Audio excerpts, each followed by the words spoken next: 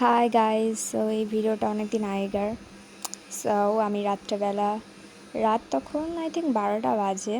আমি বলছিলাম যে গুদো চল আমার ঘরে চল, তো নিয়ে যায়। আর ও শুধু উত্তর দিচ্ছিল এরকম করে। তা আমি শেষ পর্যন্ত ওকে নিয়ে যেতে পারিনি, কারণ ওর ইচ্ছা ছিল আজকে মার কাছে থাকার। এই সে এত নাটক করছিল, আমি আচ্ছা ঠিক আছে তাহলে তুই এখানে থাক, আমি চলে যাচ্ছি। তাই আমি ওর আদর টাদর করছিলাম। ম্যাক্সিমাম টাইম ও আমার কাছেই থাকে সবসময়, কিন্তু সেদিনকে ইচ্ছে হচ্ছিলো মার কাছে থাকবে। এই সকালবেলা দেখি এরকম করে শুয়ে আছে ও, সারা দিন এরকম করে ঘুমায় আর খায় আর পড়ে থাকে। আবার একটা চোখ খুলে খুলে দেখবে ওর কাছে কে আসছে, কে কী করছে। আবার হাতও সরিয়ে নিয়েছে। এটাও অনেক দিন আগেকারই ভিডিও। আসলে আমি অনেক দিন ধরে ভিডিও ছাড়ছিলাম না, তো তাই জন্যে আর কি পুরোনো ভিডিওগুলো শেষ করছি।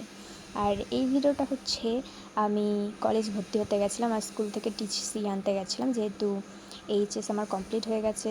স্কুলের টিসি তো লাগবে, নাহলে কলেজ ভর্তি হতে পারবে না। সো আমি, দীপাঞ্জন আর মা, এখানটা মা বলছিল আসতে চালা দীপাঞ্জন, আসতে চালা। এটা শুনুন। বেশি খেলাতে হবে না, একদম হেলিয়ে পুরো তুই আস্তে আস্তে চল, রাস্তার সাথে পুরো হেলিয়ে যাবি না। বড় ব্যাগ নেই, সামনে ব্যাগ আছে। হ্যাঁ ওই ব্যাগটাই একবার লেভেলে উল্টা ধরেছে। মা বলবে আগে নামা, তোরা আগে আমাকে নামা, কোনো কথা নয়। সো গাইস, যেতে যেতে এইসবই কথা হচ্ছিলো। আমার মার ভয় লাগছিল আসলে। Tata, bye bye, next video দেখা হবে।